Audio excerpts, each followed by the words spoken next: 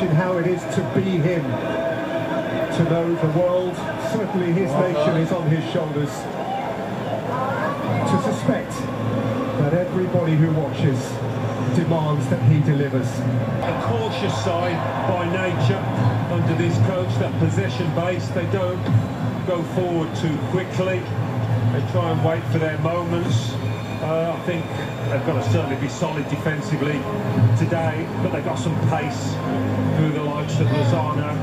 Can they make that count?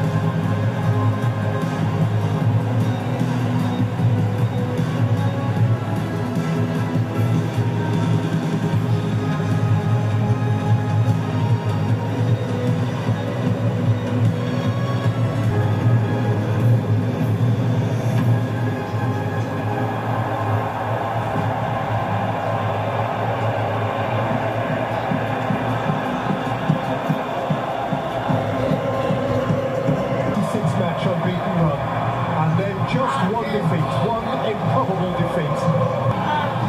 Mexico striving to reach a bar they have forbidden.